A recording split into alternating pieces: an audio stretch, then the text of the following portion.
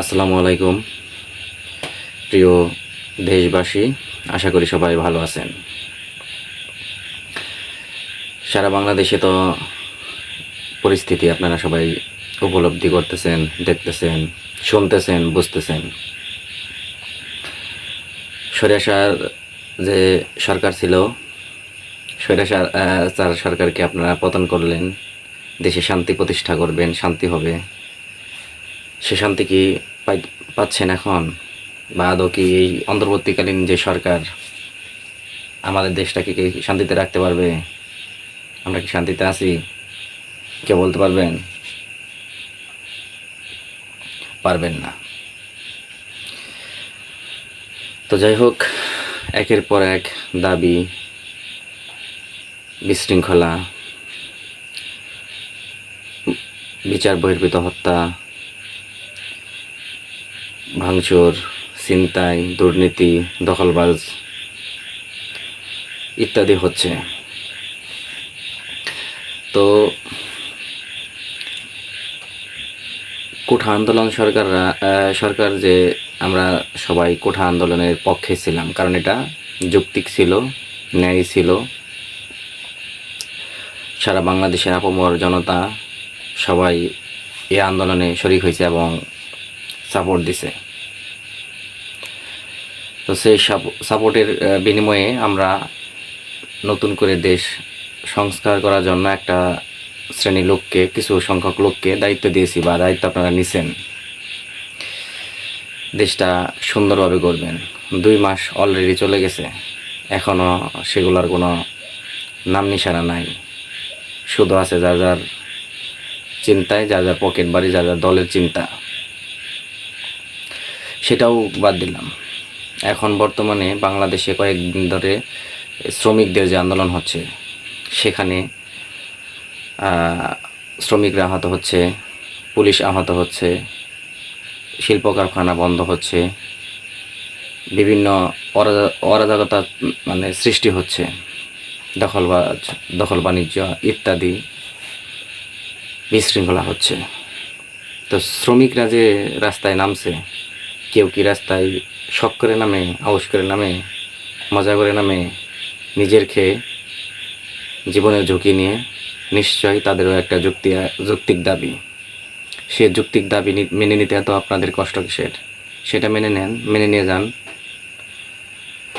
পাশাপাশি 12 বছর, সম্ভবত 12 বছর বা তারও অধিক সময় ধরে ছাত্ররা চাকরির বয়স সীমা 35 করার জন্য বিভিন্ন সময় নানাভাবে নানা সরকারের সময় আন্দোলন করলো, যে আমরা যাতে 35 বছর, ওরা কিন্তু সরকারি চাকরি, বা আমরা কিন্তু সরকারি চাকরি চাচ্ছি না, চাচ্ছি কি 35 বছর বয়সেও যেন আমরা সরকারি চাকরিতে আবেদন করতে পারি, অ্যাপ্লাই করতে পারি।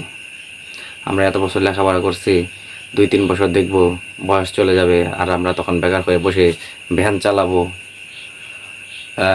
ক্ষেত খামারে কাজ করব। সেটার জন্য পড়াশোনা করে নেয় ছাত্ররা। বাবা মা টাকা পয়সা খরচ করে এটা করার জন্য দেয় নাই, যে তুমি চাকরি পাবা না, 2-3 বছর দেখবা, এরপরে মাঠে ঘাটে নামবা, রাস্তাঘাটে, সেটার জন্য না।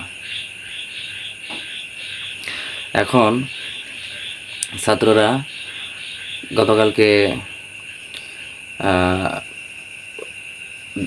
ডক্টর ইউনূসের বাসভবন ঘেরাও করছে, আন্দোলন করতেছে, আজকেও করছে, পরশুও করছে, সামনেও করবে। সেটা আলোচনা করতেছেন, ভাবতেছেন, অমুক গঠন করছেন, তমুক তদন্ত কমিটি গঠন করছেন, অমুকদের নিয়ে বসতেছেন। আরে ভাই, এটা যৌক্তিক দাবি। আপনারা হচ্ছেন যুক্তি বাবা।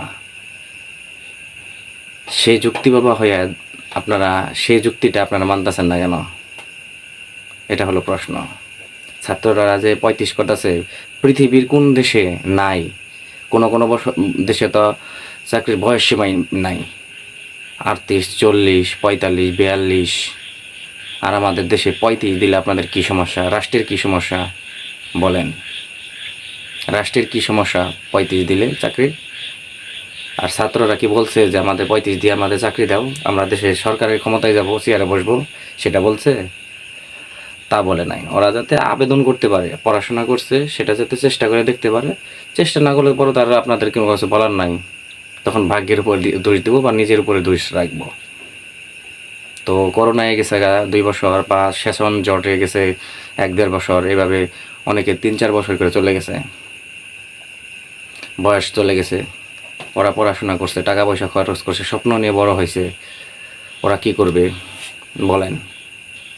ওরা কি করবে এখন? ওরা 35 বছর যে বলতেছে চাকরির বয়স সীমা, সেটা অযৌক্তিক তো আমরা দেখতেছি না, শুধু আপনাদের কি দেখা, মানে আপনারাই দেখতেছেন। আশ্চর্য বিষয় হচ্ছে যে এই যৌক্তিক দাবি নিয়ে দাঁড়াইছে, সেখানে টিয়ার শেল, রবার্ট বুলেট বা সাউন্ড গ্রেনেড এগুলা দিয়ে ছাত্রদেরকে আপনারা পিটাচ্ছেন পুলিশ দিয়ে। কেন? এরকম তো প্রয়াত বা স্বৈরাচার সরকার এরাও তো করছিল, এটার জন্য তো আপনারা আন্দোলন করলেন। তো আপনারাও যদি ওই ধরনের সিস্টেম করেন, অত্যাচার করেন, যৌক্তিক দাবি তারা জন্য রাস্তায় নামছে, বৃষ্টিতে ভিজে নিজের খেয়ে। ওরা সরকারি চাকরি চাচ্ছে না, ওরা সরকারি চেয়ারে বসতে চাচ্ছে না, তো ওরা যাচ্ছে কি চাকরির বয়স সীমা যাতে 35 হয়। আপনারা বলতেছেন 35 হয়ে লেগে বুইরা হয়ে যাবে, বয়স্ক হয়ে যাবে, তারা চাকরি করবে কীভাবে, কাজ করবে কীভাবে? তো আপনারা যে রিটায়ার হওয়ার পরেও 10-15 বছর পরেও আইসে আপনারা দেশ চালাইতেছেন, এই যোগ্যতা আপনাদেরকে দিছে। আপনারা তো বয়স্ক লোক, আপনারা কীভাবে দেশ চালাচ্ছেন? ওদের যদি আপনারা বা আমরা ছাত্র, আমাদের যদি দাবি আপনারা মেনে নেন, আমরা বয়স হয়ে যাব, বুড়া হয়ে যাব। তো আপনারা রিটায়ার হওয়ার পরেও 10-15 বছর পরেও, রিটায়ার হওয়ার পরে 10-15 বছর পয়সা খাইছেন, অলস, এখন এসে দেশ চালাইতেছেন, আপনারা বলতেছেন যে এটা অযৌক্তিক। সকাল গড়িয়ে রাত গড়িয়ে পরের দিন তারপরের দিন, এত সময় লাগবে কেন? ওরা যৌক্তিক দাবি নিয়ে রাস্তায় নামছে, মেনে নেবেন, শেষ। এগুলা বর্ণামি বাদ দিয়ে যে যৌক্তিক দাবিগুলো নিয়ে আন্দোলন হবে, সরাসরিভাবে আপনারা মেনে নিতে হবে। যৌক্তিক দাবি 35, সরকারি চাকরির বয়স সীমা 35 চাই আমরা, এটা করতে হবে। পাল্টি করার সময় নাই, সময় নেবেন, সময় নেওয়ার কি দরকার?